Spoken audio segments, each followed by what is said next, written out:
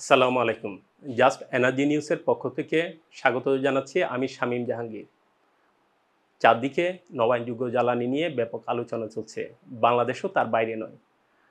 আমরা বাংলাদেশের সমস্যা ও সম্ভাবনা নিয়ে আলোচনা করব এই সেক্টরের। আমাদের মাঝে আছেন আইফা বাংলাদেশের chief energy economist Shafiqul Alam. আপনাকে স্বাগত। আপনি বলছিলেন বাংলাদেশ এখন নবায়নযোগ্য জ্বালানির যুগ। আপনি কি বিশ্লেষণ করবেন কেন? ধন্যবাদ শাহিন ভাই আমাকে আমন্ত্রণ জানানোর জন্য। দেখুন, আমরা যদি আমাদের পার্শ্ববর্তী দেশগুলোর দিকে তাকাই, যেমন শ্রীলঙ্কা, তাদেরও যে স্থাপিত বিদ্যুৎ সক্ষমতা আছে তার 23% আসছে ছাদভিত্তিক সৌরবিদ্যুৎ থেকে, অর্থাৎ 1347 মেগাওয়াট তারা স্থাপন করেছে, যেটা গত নভেম্বর 2024-এর ডাটা অনুযায়ী। আবার আমরা যদি পাকিস্তানের দিকে তাকাই, তারা গত এক বছরেই 15,000 মেগাওয়াটের মতো ছাদভিত্তিক সৌরবিদ্যুৎ স্থাপন করেছে। কেন করেছে? কারণ হচ্ছে যে আন্তর্জাতিক বাজারে জীবাশ্ম জ্বালানির উচ্চ মূল্য এবং তাদের আমদানি নির্ভরতার কারণে তাদেরকে বারবার ট্যারিফ অ্যাডজাস্ট করতে হচ্ছে, প্রায় 3 গুণ পর্যন্ত বিদ্যুতের দাম বাড়াতে হয়েছে। তো এ কারণেই বাসাবাড়ি এবং ইন্ডাস্ট্রি যারা আছে তারা চিন্তা করে দেখলো যে তাদের জন্য সহজ সলিউশন হচ্ছে যে ছাদভিত্তিক সৌরবিদ্যুৎ করা, এবং এটা করার ফলে পাকিস্তানের সরকার যেটা এখন করতে পারছে, তারা আবার ট্যারিফ কমাতে পারছে। আবার আমাদের পার্শ্ববর্তী দেশ ভারতের দিকে যদি তাকাই, তারা কন্টিনিউয়াসলি কাজ করে যাচ্ছে। তাদের একটা লক্ষ্য ছিল প্রথমে 175 গিগাওয়াট নবায়নযোগ্য জ্বালানির সক্ষমতা স্থাপন করা 2030-এর ভিতরে। পরবর্তীতে তারা দেখতে পেল যে তারা তাদের লক্ষ্য অনেক আগেই অর্জন করে ফেলছে। এ কারণে তারা এটাকে বাড়িয়ে করলো 500 গিগাওয়াট, এবং সেই লক্ষ্যে তারা এগোচ্ছে, এবং তাদের টোটাল বিদ্যুৎ সক্ষমতার প্রায় 50% নবায়নযোগ্য জ্বালানি ভিত্তিক সক্ষমতা। আসলে এটা তারা কেন করছে? প্রত্যেক এই দেশগুলোর দিকে যদি আমরা তাকাই, শুধুমাত্র ক্লাইমেট চেঞ্জই যে একটা কারণ তা নয়, এর একটা ইকোনমিক রেলিভেন্স আছে, ফাইন্যান্সিয়াল রেলিভেন্স আছে। একটি দেশের পক্ষে তার পুরো জ্বালানি ব্যবস্থার 80-90% যদি আমদানির উপর নির্ভর করতে হয়, বা 70% যদি আমদানির উপর নির্ভর করতে হয়, এটা কোনোভাবেই সাস্টেইনেবল বলা চলে না। আমরা যদি আমাদের বিদ্যুৎ এবং জ্বালানি খাতের দিকে তাকাই, বিশেষ করে বিদ্যুৎ খাতের দিকে তাকাই, প্রায় 62% মতো আমাদের আমদানির উপর নির্ভর করতে হচ্ছে। এত বিপুল পরিমাণ আমদানির উপর নির্ভর করার কারণে আমাদের প্রতিনিয়ত বিদ্যুতের দাম বাড়াতে হচ্ছে, বিপিডিবির ভর্তুকি বাড়ছে। অন্যদিকে যারা নিম্ন আয়ের মানুষ, তারা এর সাথে কোপ করতে পারছে না। ইন্ডাস্ট্রিয়াল প্রোডাকশনও আমরা কন্টিনিউ করতে পারছি না, যেহেতু সাপ্লাই ডিসরাপশন হচ্ছে। ওভারঅলি সবকিছু যদি আমরা বিবেচনায় নিই, তাহলে আমাদের গ্র্যাজুয়ালি নবায়নযোগ্য জ্বালানির দিকে যাওয়া উচিত। তাহলে আমরা আমদানি নির্ভরতা যেমন কমাতে পারবো, এই যে গড় বিদ্যুৎ উৎপাদনের খরচ বাড়ছে সেখানে একটা লাগাম টানতে পারবো। আর সেই সাথে অবশ্যই আমাদের যে প্যারিস ক্লাইমেট গোলের সাথে যে আমাদের আমরা যে সিগনেটরি, আমরা যে 3 গুণ করতে চাচ্ছি 2030-এর ভিতরে, সেই লক্ষ্যেও আমরা বুঝতে পারবো। আচ্ছা, আপনি বলছিলেন সাস্টেইনেবল লক্ষ্যের দিকে আমরা যদি এগিয়ে যেতে চাই, তাহলে আমাদের আরও নবায়নযোগ্য জ্বালানির পরিধি আরও বাড়ানো উচিত। আপনি কি মনে করছেন যে এই প্রাইসিংয়ে এখন নবায়নযোগ্য জ্বালানি স্থাপিত হচ্ছে, এটা কি সাস্টেইনেবল? ধন্যবাদ। এটা একটা গুরুত্বপূর্ণ প্রশ্ন। আমাদের আমরা যদি প্রথম দিকে তাকাই, 2018-তে যখন প্রথম প্রকল্প হলো, সেটা ছিল 18.75 সেন্ট, খুবই ছোট একটা প্রকল্প, এবং গ্র্যাজুয়ালি আমাদের খরচও কমেছে। 18.75 সেন্ট থেকে, যেটা গত বছর 2024 বা 23-এর দিকে আমরা দেখতে পেলাম, এটা 9.85 সেন্ট, হ্যাঁ, 50%-এর মতো কমেছে। কিন্তু এটা গ্লোবাল ট্রেন্ডের সাথে কম্প্যাটিবল না। গ্লোবালি আমরা দেখতে পাচ্ছি যে এটা 4.3 সেন্টের মতো চলে এসেছে। তাহলে আমাদের এখানে কেন হচ্ছে না?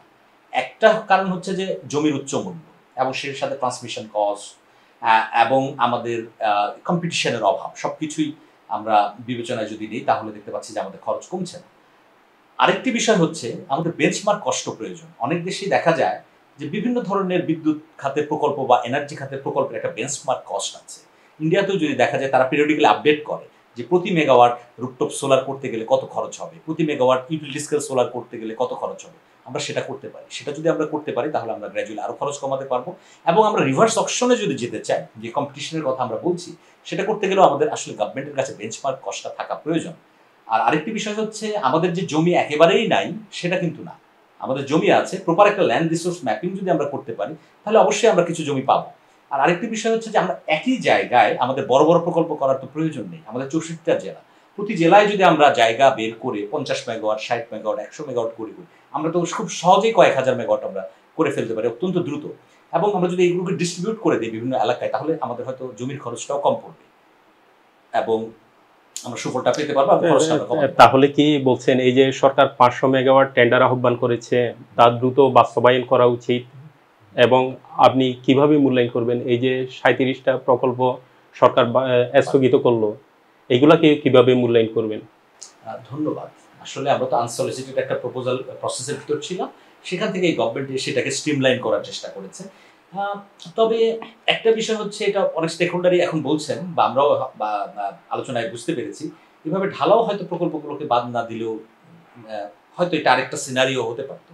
এর কারণ হলো এই 37টা প্রকল্প বাদ দেওয়ার কারণে, যেটা বছরের শুরুতেই আমি লিখেছিলাম একটা জায়গায়, যে Bangladesh may have a barren period for utility scale renewable energy project. Actually তাই, সেই জানুয়ারিতে লিখেছি, এখন সেপ্টেম্বর শুরু হবে, আমাদের কিন্তু নতুন কোনো প্রকল্প যুক্ত হয়নি পাইপলাইনে, তার মানে আমাদের একটা ব্যারেন পিরিয়ড আছে।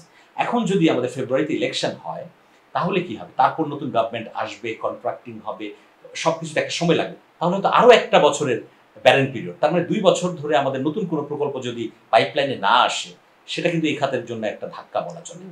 তাহলে আপনি মনে করছেন এই যে 5000 মেগাওয়াট তাড়াতাড়ি অ্যাওয়ার্ড দিতে পারলে সরকার একটা তাদের একটা অ্যাচিভমেন্ট দেখাইতে সক্ষম হবে? হ্যাঁ, এটা 5000 মেগাওয়াট তো অনেক বড় ক্যাপাসিটি আমাদের মতো দেশের জন্য। আমরা তো আসলে আমরা যদি কুইকলি 2000 মেগাওয়াটটা করতে পারি, তাহলে আমরা 2030-এর টার্গেট যেটা আছে সেটা সহজে অ্যাচিভ করতে পারবো। এখন প্রশ্ন হচ্ছে যে গভর্নমেন্ট কিছু টার্মস অ্যান্ড কন্ডিশন চেঞ্জ করেছে, অবশ্যই গভর্নমেন্ট নিজের রেলিভেন্সও দেখতে হবে, কারণ যেহেতু বিপিডিবি ঘাড়ে সাবসিডির একটা বড় বোঝা, কাজে গভর্নমেন্ট তো অবশ্যই চাবে এটাকে কমাতে। অন্যদিকে যারা ইনভেস্টর আছে, লেন্ডার আছে, তারা তো তাদের পার্সপেক্টিভটা চিন্তা করবে যে তারা পেমেন্ট অ্যাসুরেন্স কিভাবে পাবে। এখন যে পেমেন্ট সিকিউরিটি যে ক্লজটা, পেমেন্ট ইমপ্লিমেন্টেশন ক্লজ যেটা, সেটা যে নাই, তার মানে হচ্ছে যে যারা ইনভেস্টর আছে তারা কিছুটা ল্যাক অফ কনফিডেন্স হচ্ছে, এবং সেখানে একটা পেমেন্ট সিকিউরিটি মেকানিজম যদি অ্যাপ্লাই করা যেত, তাহলে হয়তো ইনভেস্টররা আগ্রহী হতো। যেমন আমরা কিন্তু দেখতে পাচ্ছি যে ইন্টারন্যাশনাল ইনভেস্টররা পার্টিকুলারলি আসলে আগ্রহ প্রকাশ করেননি। এর একটা কারণ কিন্তু হচ্ছে তাদের যে ফাইন্যান্সিয়ার থাকবে, তারা ডেফিনেটলি একটা গ্যারান্টি কথা চিন্তা করবে। তো গভর্নমেন্ট হয়তো এটা চিন্তা করতে পারে যে একটা পেমেন্ট সিকিউরিটি মেকানিজম করা। তাহলে কি আপনি মনে করছেন এই যে রুফটপ সোলারের সরকার অলরেডি বাস্তবায়ন করা 2000 থেকে 3000 মেগাওয়াট বাস্তবায়ন করার টার্গেট নিয়েছে, আর হচ্ছে এইদিকে টেন্ডারের মাধ্যমে 5000 মেগাওয়াট টার্গেট নিয়েছে, এটা কি মুখ থুবড়ে পড়বে? না, ব্যাপারটা সেরকম না। ধরেন 5000 মেগাওয়াটের যেটা টেন্ডার হয়েছে, যদিও এটা ডিলে হচ্ছে, আরো একটু সময় লাগবে, এটা একটা অপরচুনিটি। কারণ হচ্ছে কি, আমাদের তো খরচ বেশি ছিল, আমরা খরচটা কমাতেও যাচ্ছি এবং স্ট্রিমলাইনও করতে যাচ্ছি। কাজে এটা একটা লেসন্স হবে গভর্নমেন্টের জন্য, লেসন হবে যে কিভাবে পরবর্তীতে এই জিনিসটাকে স্ট্রিমলাইন করে আমরা অপটিমাল একটা রিনিউয়েবল এনার্জি প্রকিউরমেন্টের দিকে যেতে পারি। সেটা একটা ব্যাপার হবে এই ইউটিলিটি স্কেল প্রজেক্ট টেন্ডার থেকে। আর এই রুফটপ সোলারের ক্ষেত্রে এটাও একটা পজিটিভ ডেভেলপমেন্ট বলা চলে। কারণ হচ্ছে যে আমাদের তো রুফটপ সোলার অনেক পটেনশিয়াল আছে, গভর্নমেন্ট শুধু তো সিলেক্টেড কিছু বিল্ডিং এর কথা বলেছে, এবং আমরা যদি ইন্ডাস্ট্রির কথা চিন্তা করি, কমার্শিয়াল বিল্ডিং চিন্তা করি, তাহলে আমাদের এই ল্যান্ড স্কার্স একটা দেশে এটা কিন্তু সিগনিফিকেন্টলি কন্ট্রিবিউট করতে পারে। কাজে এই প্রোগ্রামটার যথেষ্ট সুযোগ আছে পজিটিভলি কন্ট্রিবিউট করা, এবং এটা আমার মনে হয় একটা রেডিনেস হিসেবেও কাজ করবে এই ওভারঅল সেক্টরের রুফটপ সোলারের ডেভেলপমেন্টের জন্য। কিন্তু আরেকটি বিষয় হচ্ছে যে আমাদের যে স্থাপনাগুলোর কথা আমরা চিন্তা করছি, সরকারি অফিস, স্কুল, কলেজ, হসপিটাল, মাদ্রাসা, এই স্থাপনাগুলোতে আসলে এই 3000 মেগাওয়াটের মতো পটেনশিয়াল আসলে থাকার সম্ভাবনাটা খুবই কম। কারণ আমরা যদি দিনের বেলার সর্বোচ্চ চাহিদার কথা চিন্তা করি, প্রায় 15000 মেগাওয়াট, সেখানে 11% মতো বিদ্যুৎ কনজিউম করা হচ্ছে কমার্শিয়াল বিল্ডিং, 1.17% কনজিউম করা হচ্ছে স্কুল, কলেজ, মাদ্রাসা, সবকিছু মিলিয়ে 12-12.5। আমরা যদি এখানে 7-8% চিন্তা করি যে এই স্থাপনাগুলোতে যাচ্ছে সরকারি অফিস এবং স্কুল, কলেজ, মাদ্রাসা, তাও তো 1200 মেগাওয়াট, 1300 মেগাওয়াট হবে। কাজে এখানে আসলে 3000 মেগাওয়াটের স্যাংশন লোডই খুব সম্ভবত নেই। তারপরেও এটা গভর্নমেন্ট যেহেতু প্রোগ্রামটা নিয়েছে এবং বাস্তবায়ন করতে এগোতে থাকলে, গভর্নমেন্ট এখান থেকে আরো কিছু লেসন্স ড্র করতে পারে, যেটা আমাদের ফিউচার রুফটপ সোলার প্রোগ্রামের জন্য কাজে দিবে। রিনিউয়েবলের ক্ষেত্রে বাংলাদেশের ভবিষ্যৎ কি দেখছেন? আসলে এখানে যথেষ্ট সুযোগ আছে। এর জন্য প্রয়োজন হচ্ছে আমাদের যে পলিসি আছে সেটার বাস্তবায়ন, অ্যানুয়াল অ্যাকশন প্ল্যান, প্রতি বছর আমরা কতটুকু করব সেটার একটা অ্যাকশন প্ল্যান করা, এবং সেই সাথে এটার একটা মনিটরিং মেকানিজমও তৈরি করা। অন্যদিকে স্টেক হোল্ডারদের যে কনসার্নগুলো আছে, পেমেন্ট গ্যারান্টি বলেন কিংবা ছোট ছোট প্রকল্পের ক্ষেত্রে তারা ফান্ডিংয়ের যে সমস্যাগুলো ফেস করছে, এই সব কিছু, এবং কোয়ালিটি ইস্যু, রুফটপ সোলার ক্ষেত্রে কোয়ালিটি একটা বড় ইস্যু, এই সব কিছু যেন গভর্নমেন্ট অ্যাড্রেস করে। তাহলে আমাদের পক্ষে আসলে সম্ভব। এবং 20% যে টার্গেটের কথা বলা হচ্ছে 2030 সাল নাগাদ, এটা কিন্তু খুব বেশি টার্গেট না। এটা আমরা যদি রুফটপ সোলার নিয়ে কাজ করি তাহলে এখানেই ইন্ডাস্ট্রি, কমার্শিয়াল বিল্ডিং সব চিন্তা করলে 2-3 হাজার মেগা খুব সহজেই এখান থেকে সম্ভব। এবং বাকিটা তো আমরা করতেই পারি। স্পেশাল ইকোনমিক জোন তো আছে। স্পেশাল ইকোনমিক জোনে যে জায়গা আছে সেখানে আমরা কিন্তু অনেক ইউটিলিটি স্কেল রিনিউয়েবল এনার্জি করতে পারি। ধন্যবাদ শফিকুল আলম। আমরা আশা করি এই যে শফিকুল আলম সাহেব যা বললেন, রুফটপ সোলারের অপার সম্ভাবনা আছে, তাকে আমরা কাজে লাগাতে হবে। এবং আমরা আশা করি 2030 সালে 20% সোলার অবশ্যই অর্জন করা সম্ভব। আমরা আশা করি বাংলাদেশের সবুজায়ন করতে হলে সোলারকে আরও বেশি প্রমোট করতে হবে এবং সাস্টেইনেবল ডেভেলপমেন্টগুলো অর্জন করতে হলে অবশ্যই সোলারের দিকে যেতে হবে।